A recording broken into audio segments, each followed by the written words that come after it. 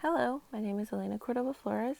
Today I'll be drawing my life, my dimensions of wellness, and what it doesn't mean to live a healthy lifestyle.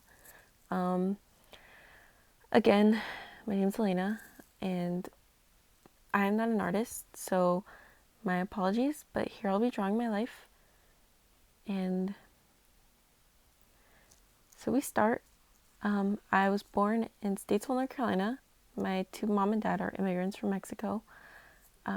That's part of my identity, and that's how I grew up. I love where they are from, and I love how it gives me a sense of home away from home. So my dad's from Tabasco, my mom's from Cordova. It's where they fell in love with a question mark. Um, I sometimes I contemplate whether they love each other or not. But here's me. I was born in Statesville, North Carolina.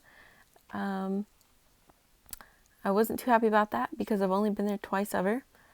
But we jumped around from house to house. The finances were terrible here, especially as immigrants. My mom and dad struggled to work to make ends meet. We were from a small college town, which you'd think would have a lot of money, but we did not. Food and my weight. So I want to start there. Lots of kids in school had balanced and healthy meals, and I did not. I ate fast food, I ate school food, which wasn't necessarily the most nutritious. So that kind of dominoed onto my weight, and I absolutely hated the way I looked. I was so different from everybody else. I definitely think living a healthier lifestyle, you don't, if you don't have money, like, of course, like, you can't control it, but it's always better to try to eat better. So, yeah, I was always looking a little different than the others. So, in elementary school, I was very isolated. I wasn't social. I felt everybody hated me. And that stressed me out a lot. My mental health went so downhill from elementary to middle school. My mother worked 50 hours a week. My oldest sister was my second mom. My dad disappeared for a while, and again, I had no friends. The only thing that kept me going was school. The stress from school gave me adrenaline, and I loved school. Um, so when we go to middle school, that's kind of where I start leaving my shell and start developing relationships with everybody.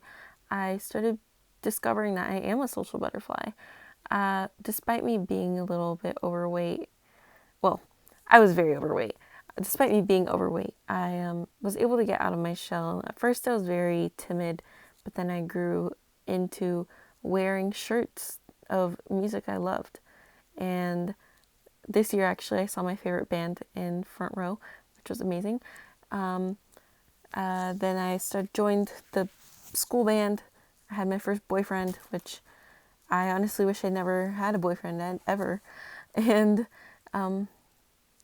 yeah, living a better lifestyle is deciding who you want to be. Like, I regret being timid and shy in elementary school, but in 8th grade, I started kind of getting myself back together. I joined the marching band when I was in 8th grade, which is crazy to think about. I started having more and more relationships with more people, like friendships. I only ever had 2 boyfriends, and they were both awful. And then I didn't go to my feeder high school. I went to a different high school, which stressed me out. My parents and I got into the biggest fight of my life. I don't think I talked to my parents for a couple months, actually. They forced me to go. I was pretty happy, actually, here at Charlotte Engineering Early College. My freshman year was ruined thanks to COVID. Um, Finding a way to live a healthier lifestyle in COVID was definitely a struggle. I met my best friend Jasenia, and then I didn't know who I was. I lived the worst lifestyle. This girl who was once so happy turned into the saddest girl I knew. I lost my grandmother to COVID, then I lost myself to my own mind. I struggled with my mental health.